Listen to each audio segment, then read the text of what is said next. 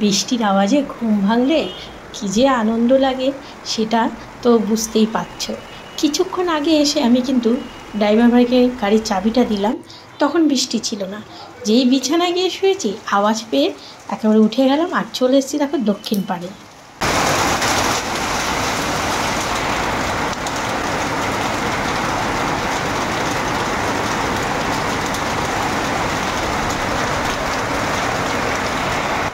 জানালার সামনে কিছুক্ষণ দাঁড়িয়ে বৃষ্টির আনন্দটা উপভোগ করলাম। সত্যি খুব ভালো লাগলো। সংসারে তো কাজে হাত দিলেই তো ব্যাস শুরু হয়ে যাবে। ওখান থেকে আবার চলে আসলাম এই দিকে। তোমাদের কি দেখালাম, আমাদের নিচে টগর ফুল গাছটার মধ্যে কী সুন্দর সাদা সাদা টগর ফুল ফুটে রয়েছে। অবশ্য এগুলো শাশুড়িমা সকাল হলেই তুলে নেয়, কিন্তু বৃষ্টি পড়ছিল বলে মনে হয় তোলেনি। এইদিকে আমার কর্তামশাই কুম্ভকর্ণ টেরই পায়নি যে এত বৃষ্টি হয়েছে। চা খেতে গিয়ে আমি ওকে যখন ভিডিওটা দেখালাম, তাই এত বৃষ্টি হয়েছে? হ্যাঁ বললাম হ্যাঁ। আর আমার ঘুম না খুব সজাগ। আর ওই যে বৃষ্টির সময় যে জামা কাপড়গুলো ভেতর দিকে নিয়েছিলাম ওগুলোকে আবার বাইরে বের করে দিলাম। খটখটে আবার রোদ উঠে গেছে। কি ভালো লাগছিলো জানো বৃষ্টির আওয়াজটা, উফ দারুণ লাগছিলো। তোমরাও তো মানে আওয়াজটা তোমাদেরও কিছুটা শুনিয়েছি। আর এই যে আমার এই গাছটার মধ্যে একটু জল পড়েছিল, সেটাকে আবার একটু নাড়িয়ে ঠাড়িয়ে দিলাম, যে জলটা ঝেড়ে ফেলে দিলাম। ভালো লাগে কিন্তু ছোট ছোট গাছের মধ্যে যখন এই যে জলের বিন্দুগুলো পড়ে খুব ভালো লাগে। মুখে একটু জল ঠল দিয়ে দক্ষিণ পাড়ের রুমটা তো খুলেছিলাম, আবার ওই বিড়ালের ভয়ে দরজা দিয়ে রাখি। মিঠু রয়েছে ওইদিকে দরজা টরজা না খুললে না হাওয়াটা এদিকে আসে না। তা ঘরের ভেতর গিয়ে দেখলাম আমাদেরও অঘরে ঘুমাচ্ছে। আমি বরঞ্চ তার আর একটু কাজ সেরে নিই। গতকালের কিছু বাসন আছে সেগুলোও মেজে নিলাম, আর কিছু বাসন অলরেডি গামলার মধ্যে গতকাল ধুয়ে রেখেছি। এই দেখো এক পাজা বাসন, না এতগুলো আমি এখন মাজিনি, সব গামলার মধ্যে রেখেছিলাম। এখন ঠিকঠাক করে কোনটা লাগবে তো সবই, তাও একটু গুছিয়ে টুচিয়ে নিচ্ছি। তা আর এদিকে চাও বসিয়ে দিলাম। দেখলাম ভেতর থেকে আওয়াজ আসলো, কাশির আওয়াজ, তার মানে উঠে গেছে। তা আমি এদিকে চা বসিয়ে দিয়েছি।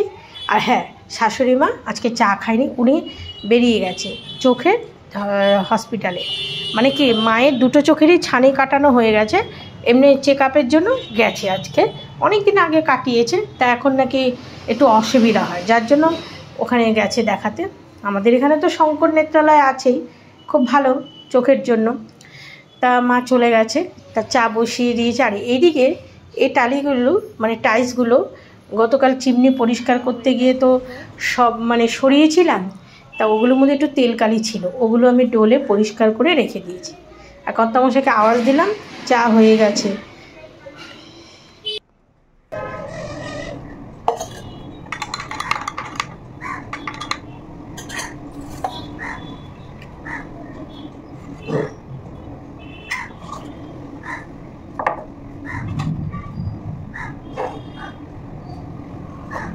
টিফিন কি করবো? সুজি টুজি করলে, সুজির সেদিন কি সুন্দর ঝাল ঝাল পোলাওর মতো সুজি করেছিলাম, সেগুলো তো খাস না। সেদিন কি সুন্দর ঝাল সুজি করেছিলাম পোলাওর মতো শুকনো। খাবি?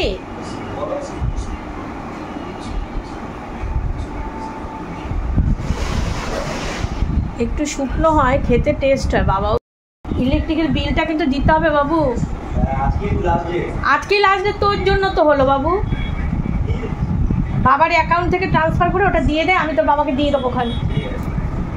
আর তাড়াহুড়া করে দিস না, আবার কোথা থেকে কোথায় ঢুকিয়ে যাবে। দিয়ে দে, নাহলে কিন্তু এতগুলো টাকা এসছে, তারপর আবার ফাইন দিয়ে আরও অনেক টাকা। জোরে বৃষ্টি হলো, টের পেয়েছিস?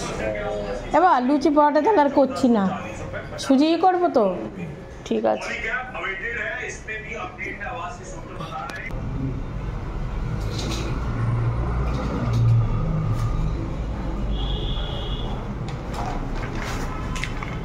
নিচে গিয়ে দাঁড়িয়ে থেকে আমাদের ওকে দোকানে পাঠিয়েছি, ছেলে দোকানে বলে দিলাম যে কী কী লাগবে কী কী লাগবে না একটু নিয়ে আসো। সার্ফ ছিল না আমার ঘরে, তা বললাম সার্ফ নেই। বলে সার্ফ আনতে হবে না, সার্ফ আনলেই তোমার কাঁচা ধোয়া, বর্ষা মানে সকালে একটু বৃষ্টি হয়েছে তাই বলে বর্ষার মধ্যে কাঁচা ধোয়া শুরু করবে। আর আজকে না কাছে ই করতে হবে তো, মুড়ি তারপরে হচ্ছে আমার মিঠুরানির বিস্কুট, টক দই সব কিছুই বাড়ন্ত ছিল, তা নিয়ে আসলাম। আর বলে দিয়েছিলাম যে ছোট্ট ছেলের জন্য পাঁপড়টা না আমার ঘরে রেখে দিতে হয়। যেমন কালকে কুচিনা থেকে চিমনিটা ঠিক করতে আসলো, ছেলে শর্টকাট পাঁপড় ভাজা, বলে কি এর মধ্যে কটা পাঁপড় গো, আমাকে বলছেন যে কেন, বলে 25 টাকা নিল এটা। দেখো ছোট্ট, আমার মশলা পাঁপড়টা পছন্দ করে না, কেননা অনেক পাঁপড়ের ধনে পাতা টাতা দেওয়া থাকলে ওর পছন্দ না। তো নিচে গিয়ে দাঁড়িয়েছি, দরদর করে ঘেমে গেছি। স্নান করে পুজো দিয়ে আবার ছেলে টিফিনের কথা, চিড়েও ছিল না। চিড়েটা ঘরে থাকলে কি বলো তো, টক দই দিয়ে চিড়ে দিয়ে দিতেও সুবিধা, তাই 500 চিড়েও আনিয়ে রাখলাম। সব কিছুই তো চিন্তা ভাবনা করে করতে হয়, মাঝে মধ্যে টিফিন করতে পারি না, তখন এগুলো থাকলে শর্টকাটে করানো যায়। শুধু দেখো সিঁড়িতে গেছি আর এসছি, দেখো কীভাবে ঘেমে গেছে। চলো এগুলো একটু গুছিয়ে রেখে নিই, পরে কৌটো কাউটিতে ঢালবো, এখন এমনি রেখে নিই। সবার প্রথম আমি সার্ফটাকে করিনি, বাবা আমার মানে কেমন লাগছে, সার্ফের কৌটো পুরো খালি, কোন দিকে রেখেছি সার্ফের কৌটো পুরো, মানে দুবেলাই তো আমার ছেলের পড়া ইটিগুলো একটু ধুতে করতে হয়, তোমাদের দেখালেও বুঝবে। সার্ফটাকে এই কৌটোটা দেখো পুরো খালি। চিড়ে মুড়ি বিস্কুট সব ওইভাবে রেখে মানে ঝাঁটাটা নিয়ে আবার শুরু করে দিলাম। দরজার সামনেটা একটু ভালো করে ঝাঁট দিয়ে সিঁড়িগুলো ঝাঁট দিয়ে দিই। সিঁড়িঘরটা রং করেছি, সিঁড়িগুলো যদি এখন একটু পরিষ্কার থাকে না বেশ ভালো লাগে। আর বন্ধুরা আমি একটা মিস্টেক করে গেছি, সকাল থেকেই তোমাদের সুপ্রভাত আর জানাতে পারিনি। কি বন্ধুরা, সুপ্রভাত। আমার আরও একটা নতুন ব্লগ কিন্তু অলরেডি তোমাদের সামনে চালু করে দিলাম। তোমরা কিন্তু আমার ভিডিওটা দেখো, অবশ্যই লাইক দিও। আর তোমাদের ভালোবাসাই হচ্ছে আমার একমাত্র অবলম্বন, যেটা নাকি আমাকে সামনের দিকে এগিয়ে নিয়ে যাবে। চলো ঝাঁট দিতে দিতে আবার একটু বসেও পড়লাম।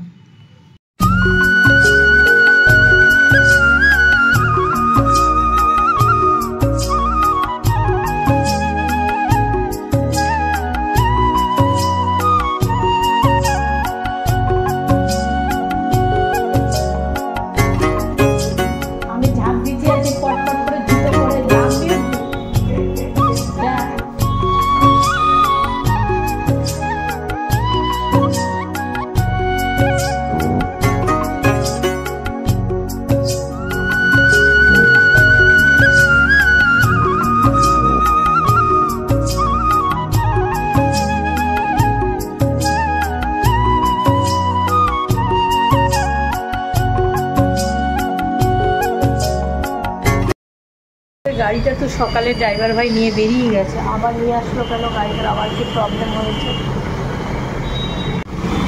এই যে গাড়ি খুলে দাঁড়িয়ে রয়েছে, কি সমস্যা হয়েছে কে জানে। ঠাকুর ঘরে যাব, আর শোনো তোমাদের একটা কথা বলছি, তোমরা ভিউয়ার্স তোমরা অনেকেই আমার ঠাকুরের গলায় মালা দেখে, আমার ভাইয়ের বোর ওটা আমি বানিয়েছে যে দেখিয়েছিলাম, ওটা দেখে আমাকে দাম জিজ্ঞাসা করছো। তারপরে মায়ের দোকানের ফুলগুলো দেখেও আমাকে দাম জিজ্ঞাসা করছো, দিদি ভাই কীভাবে যোগাযোগ করা যাবে। দেখো তোমরা, আমি এখানে আজকে স্ক্রিনশটে মায়ের কন্ট্যাক্ট নাম্বারটা দিয়ে দিচ্ছি। আর এই যে মালাগুলো, এগুলো আমার ভাইয়ের বউ বানায়, ওকে অর্ডার দিলে ও এগুলো বানিয়ে দেয়। সেদিনও একজন বাইরে গেল, 50টা মালার অর্ডার দিয়েছিল, ও বানিয়ে দিয়েছে। এবার আমাকে দাম জিজ্ঞাসা করো, আমি দেখো যে যার সংসার নিয়ে আমরা ব্যস্ত, এবার এগুলো তো আমি দাম বলতে পারবো না, ওরা বলতে পারবে মেকিং চার্জ কত। এই যে মায়ের মোবাইল নাম্বারটা দিয়ে দিলাম, তোমাদের কোনো গাছ বা কোনো ফুল কিছু দরকার হলে এই কন্ট্যাক্ট নাম্বারে কন্ট্যাক্ট করে তোমরা মানে যোগাযোগ করতে পারো, দাম দরও জিজ্ঞাসা করতে পারো, বুঝলে তো। তোমরা ভিউয়ার্স তোমরা কিছু জানতে চাইলে আমি কিন্তু মানে জানাতে বাধ্য, কেননা মানে এটা তো ভালোই। আর কেউ ভেবো না যে ইউটিউবে ডেলি ব্লগ করতে এসে ব্যবসা জুড়ে দিয়েছে, না। এটার বিষয়ে আমাকে অনেকেই অনেকবার তোমরা প্রশ্ন করেছো, মাসিমার দোকানটা কোথায়, হয়তো গড়িয়াহাটে অনেকে গেছো, মাকে খুঁজে পাচ্ছ না, এই কন্ট্যাক্ট নাম্বারটা রেখে দাও তোমরা। আর এই যে মায়ের দোকানে মালা দেখেছো, মা নিজের হাতে বানায়, মালাগুলো কত পুর, তা অনেকেই এইসব জিজ্ঞাসা করেছে আমাকে। বেশ অনেকেই আমাকে কমেন্ট করে, দিদি ভাই মাসিমার দোকানটা কোথায়, তারপরে এই মালাগুলো তুমি দাও, খুব সুন্দর, কিভাবে আমরা যোগাযোগ করব। আর ভিউয়ার্সরা যেটা মানে আমার কাছে জানতে চায়, আমার যতটা সম্ভব আমি ভিউয়ার্সদের শেয়ার করি। তা যেহেতু মায়ের কন্ট্যাক্ট নাম্বারটা দিয়ে দিলাম, তোমাদের ফুল লাগলে, গাছ লাগলে, বড় কলা গাছ, সে যত রকম গাছ, এটাই তোমরা মানে হোয়াটসঅ্যাপে যদি পিকচার করে পাঠিয়ে দাও, সব কিছু মানে পেয়ে যাবে মায়ের দোকানে, ঠিক আছে? এবার আমি পুজোটা দিয়ে নিই। কদিন ধরেই সমানে দিদিভাই এই মালাটা কি সুন্দর, এটা কি সুন্দর, কীভাবে মানে কীরকম দাম ঠাম আমি তো ঠিক বলতে পারি না, এই জন্য ওদের কন্ট্যাক্ট নাম্বারটা দিয়ে দিলাম, ওরা বুঝতে পারবে ওদের কত খরচা করে না করে। এখন টিফিনের জন্য সুজি করব। আর বন্ধুরা, আজকে যে সিদ্ধান্তটা, এই যে মায়ের কন্ট্যাক্ট নাম্বার দিয়ে দেওয়া, এটা আমি একা নিজে নিয়েছি। জানি না মানে আমার বাপের বাড়ির ফ্যামিলি থেকে আমাকে এর জন্য কোনো ভুল বুঝবে কি না, কেননা আমি যখনই ভালো করতে যাই আমাকে অনেকেই ভুল বোঝে। কিন্তু দেখো, আমিও তো ওই বাড়ির মেয়ে, মানে মায়েরদেরও যাতে সুবিধা হয়। ভাই তো মারা গেছে, এবার ভাইয়ের বউটা উলের কাজ জানে, ও এগুলো বানায়, মা দোকানে বিক্রি করে। তাই আর মেন হচ্ছে আমি তো যেচে দিচ্ছি না। আমাকে কমেন্ট বক্সে সবাই জিজ্ঞাসা করেছে বারবার, মাসিমার দোকানটা কোথায় দিদিভাই, মাসিমার দোকান খুঁজে পাই না। ওর জন্যে আমি দিলাম কন্ট্যাক্ট নাম্বারটা। জানি না আর ভুল বুঝলে বুঝবে, কি আর করা যাবে। এখন বললাম কি দেখ আজকে পেলে নিয়ে আয়। না আজকে বৃহস্পতিবার না, আজকে শুক্রবার। এই ইসে আনতে বললাম যে একটু চিকেন নিয়ে রান্না করে দিই, বলে না মটন খাবো। যাচ্ছে, পেলেই হোক আর না পেলেই গাছ চিকেন। কতটা আনছিস? 500। তোর বাবা তো খাবে না বললো। কত করে কিলো? মানে 860 টাকা কিলো। কীরকমই করবো?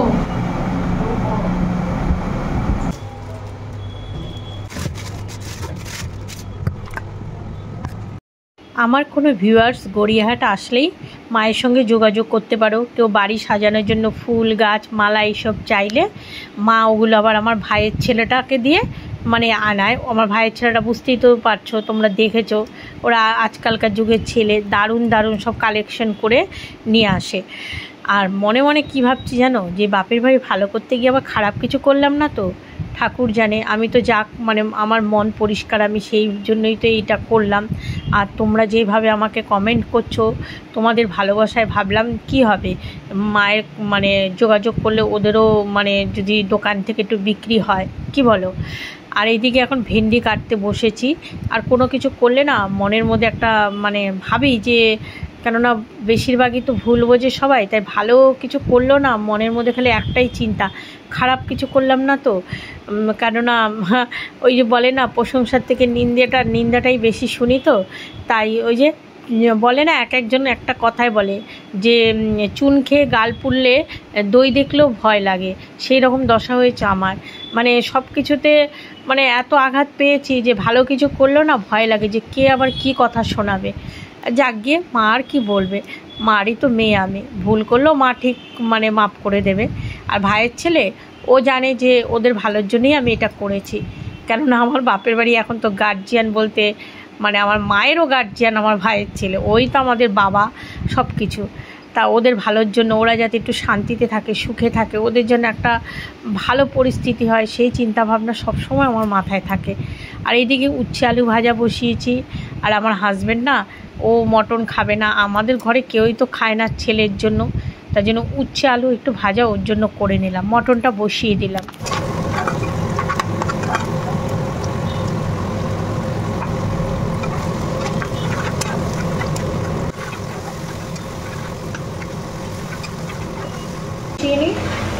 তারপরে ভাজা আলু আর একটা গোটা রসুন দিয়ে দেবো, গরম জল করে দেবো। গরম জলটা আগে ভালো করে কষিয়ে নিই। মটনে একটু লাল টকটকে না হলে কিন্তু ভালোও লাগে না, তাই না? ছেলে আজকে আমাকে ইলিশ মাছের লোভ দেখাচ্ছে, বলে তুমি তো মটন চিকেন কিছু খেতে চাও না, বড় সাইজের ইলিশ মাছ উঠুক মা, আমি তোমাকে এনে খাওয়াবো। আমি বললাম না বাবা, তুই যে বলেছিস ওতেই আমার জানে যে আমি প্রিয় মাছ হচ্ছে ইলিশ মাছ।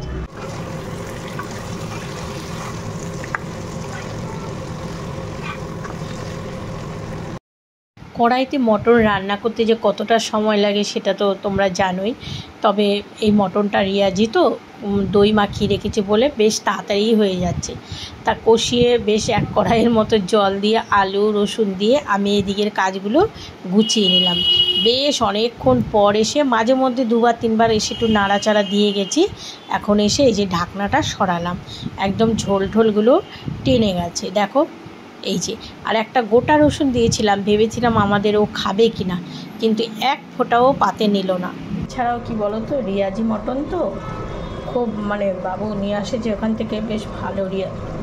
এই দেখো একদম সফট হয়ে গেছে।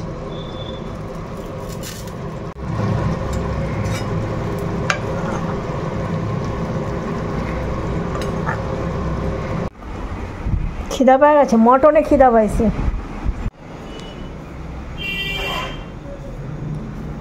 পৌনে 2 বাজে। আর মটনটা কেমন হয়েছে বললি না তো? ভালো হয়েছে, টেস্ট হয়েছে।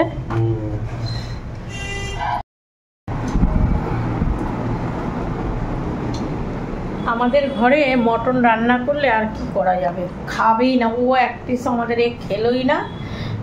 উচ্ছে আলু ভাজা দিয়ে খেলো ভাত, আর ভাত আজকে সেরকম খেতে পারলো না, কি জানি ওর শরীরটা সেরকম ভালোও না, বলছে ভালো লাগছে না অত ভাত।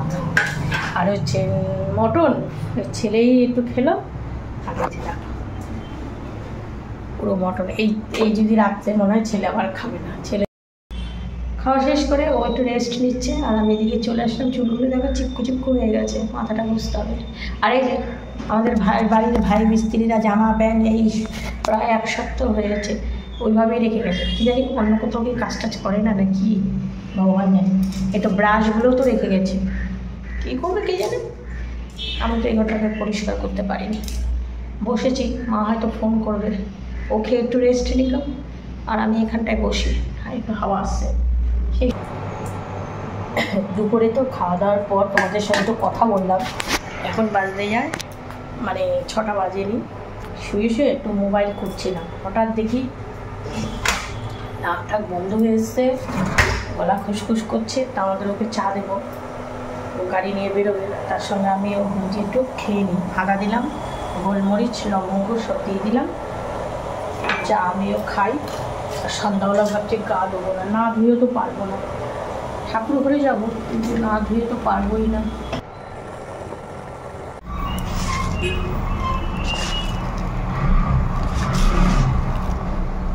ঠান্ডা পুজো দিলাম, আর একটা ট্যাবলেট খেলাম জানো, মানে কীরকম জ্বর লাগছে, আর গলার মধ্যে শাঁসা পড়ে যাচ্ছে। আর দুপুরবেলা তো মটন দেখো কত টাকা দিয়ে কিনে এনে তারপরে ওই দুপুরে খাবে, আর রাত্রে ছেলেটা খাবে না, আর আমরাও তো খাইনি, সেইভাবেই রয়েছে। তা অতটা মানে পয়সাটা তো গায়ে লাগে। তা বলছি কি রুটি দিয়ে খাবি, বলে না খাবো না আমি। আর তা আমি যে একটু পোলাও করে দিলে খাবি তো, তখন হেসে দিয়েছি। বলছে না তোমার শরীরটা খারাপ লাগছে বললে। আমি বললাম না, ওইটুকু করতে আমার শরীর মোটেই খারাপ লাগে। এই চালটা ভিজিয়ে মানে ধুয়ে তারপর এখন এই যে শুকা পরে একদম মেখে তারপরে একটুখানি পোলাও করে দেবো, তাহলে হয়তো আমার মটনটা মানে শেষ হবে। নাহলে ওই যে পয়সা দিয়ে কেনার জিনিস খুব গায়ে লাগে। ঠিক আছে, পরে আসছি। দেখো কথা বলছি তাতেও যেন শ্বাসের একটু কষ্ট হচ্ছে। হয়তো তোমরা বলবে এইটুকু চাল দিয়ে করবে, কেউ তো আমাদের ঘরে খেতেই চায় না। খাবার নিয়ে আমাদের ঘরে ভীষণ মানে ছেলের যেটা পছন্দ সেটা আবার আমাদের ভালো লাগে না, আমাদের যেটা পছন্দ ছেলে খেতে চায় না। তা চালটাকে ভিজিয়ে জল ঝরিয়ে শুকিয়ে নিয়েছি। গ্রেপ করা আদা, এলাচ, দারচিনি, লং, তারপরে হচ্ছে ঘি, তেজপাতা সমস্ত কিছু দিয়ে আমি চালটাকে ভালো করে ম্যারিনেট করে নিয়েছি। আর কি বলো তো, চালটা ধুয়ে চালটা যদি শুকিয়ে নেওয়া যায় পোলাওটা করলে না বেশ ঝরঝরে হয়। তাই এবার এই যে এই বাটিটার মধ্যে এখন ঢেকে রেখে দেবো। এখন করব না, ছেলে যখন রাতে খেতে চাইবে তার কিছুক্ষণ আগে বসালেই ব্যাস হয়ে যাবে। চলে এসেছি কিচেনে, পোলাওটা বসাবো। তবে হ্যাঁ, পোলাও রান্না দেখছি না কিন্তু মোবাইলে। আসলে আমি না যখনই রাতের বেলা রান্নাবান্না করি আমি একটু গান ছেড়ে কাজ করলে না বেশ ভালো লাগে। এদিকে আবার কর্তামশাইয়ের ফোন আসলো, কড়াইতে ঘি দিয়ে দিয়েছিলাম, আবার আমাদেরও ফোন করলো আর একটা কি লাগবে, দোকান খুলে দিতে হবে। ছেলে তো এখন নেই ক্লাবে।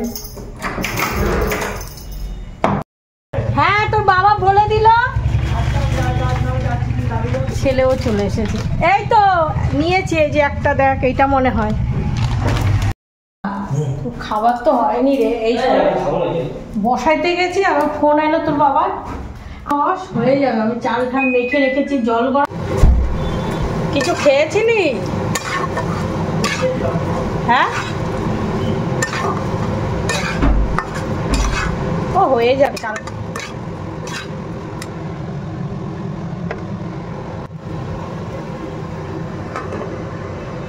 আমাদের জন্য একটু পেঁয়াজের ডাল করবো, কেননা দুপুরে যে ভাত করেছি, আজকে ভাত খাওয়া হয়নি, সে ভাত রয়েছে, রাতে ভাত গরম গরম পেঁয়াজের ডাল দিয়ে ভালোই লাগবে। আর ছেলের এই যে পোলাওটা হয়ে এসেছে, একদম মাপ মতো জল দিয়ে দিয়েছি।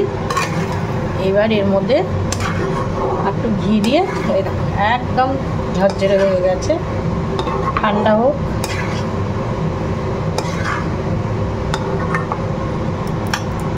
বাসন্তী পোলাওতে আমি কোনো ফুড কালার ইউজ করি না, আমি হলুদ দিয়েই করি। আর দেখো কালারটা কিন্তু সত্যি সত্যি বাসন্তী কালার হয়েছে। আর পোলাওটা দেখেই তো বুঝতে পারছো কি সুন্দর ঝরঝরে হয়েছে। ঘরে কিন্তু চাল ঘি সব কিছুই রয়েছে, সবাই খেলে সব করাই যায়, কিন্তু না, মানে সবাই তো আমাদের ঘরে এগুলো পছন্দ করে না, যার জন্য ছেলের জন্যই করলাম। সবাই হয়ে গেছে, দেবো গরম গরম। ঢাকা, ছেলে ওয়েট করছে খাবারের জন্য। পোলাওটা তো হয়ে গেছে, ঢাকা দিয়ে রেখে দিয়েছি। আর ডালটা ফোড়ন দেবো, পেঁয়াজের ডাল, এই যে ফোড়ন দেবো। আর ব্লগটা শেষ করি বন্ধুরা, দেখা হবে আবার আগামীকাল নতুন একটা ব্লগে। সবাই ভালো থেকো, সুস্থ থেকো। আর আমার ভিডিওটা ভালো লাগলে লাইক শেয়ার কমেন্ট করো।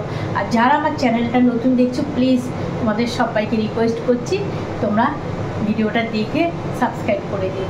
শুভরাত্রি, টাটা।